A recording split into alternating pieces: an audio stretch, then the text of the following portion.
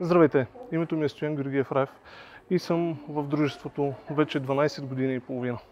Минал съм през всякакви позиции, но в момента изпълнявам длъжността на ръководител от търговски екип на сектор инструменти, железария и електричество. Кандидатствах през една платформа, която всъщност аз не знаех, че съществува. Работил съм дълго време в чужбина и при връщането ми тук ме посъветваха да кандидатствам през нея, като всъщност аз мислех, че това е някаква сграда, която търсех из целия град. Но се оказа, че е онлайн платформа, през която си подадох документите и съответно ме извикаха на интервю, харесаха ме, започнах работа в малкия ни магазин, който е в Пловдив, т.е. Пловдив 2.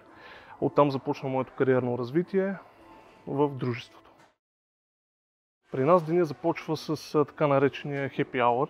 Около 15 минути преди започване на деня имаме една като среща, да я наречеме, тук на входа на магазина, преди да е отворил с всички колеги, където си разпределяме задачите общо взето за деня. При мен като ръководител търговски екип в последствие трябва да дам задачите на моя екип, с какво точно се занимава. Като главно, разбира се, обслужването на клиентите, следва зареждане, всичко това е доста добре оттренирано, те си го знаят, но не пречи едно такова лекичко напомняне на всички. Впоследствие денят ми започва по-скоро чисто организационно, в контрола на колегите, в обработване на нашите трансфери между магазините и непрекъсната комуникация с клиенти.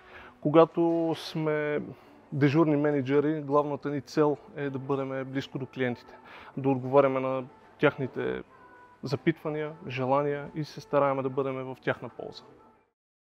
Взаимоотношенията с колегите са не само работни.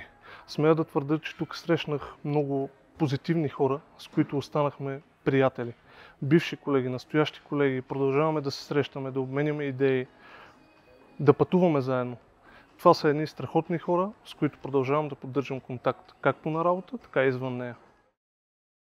Преди години имахме една много интересна случка с едни 73-4 годишни младежи, които по време на излъчване на световното първенство по футбол идваха всеки ден облечени в костюми и гледаха при нас мачовете.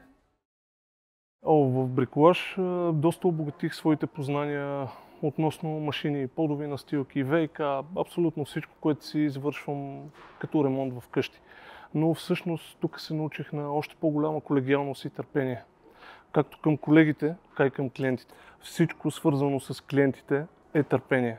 Но всъщност продължаваме да се учиме със всеки изминал ден, защото работата ни е доста динамична, пазара се променя и научаваме все нови и нови неща и обогатяваме своите знания със всеки изминал ден. Ако сте отговорни, общувате свободно с клиентите и имате желание да научавате нови неща и да се развивате, заповядайте при нас. Елате в нашите екипи. На всички, които ни гледат, искам да кажа следното. Заповядайте при нас, присъединете се към екипа ни. Не се чувствайте несигурни. Колегите, които са на терен, са дългогодишни служители, които са ерудирани в своята област. Ще ви запознаят, ще ви покажат всичко, което ви е необходимо да започнете при нас и за да можете да се усъвършенствате като служител и да растете в иерархията.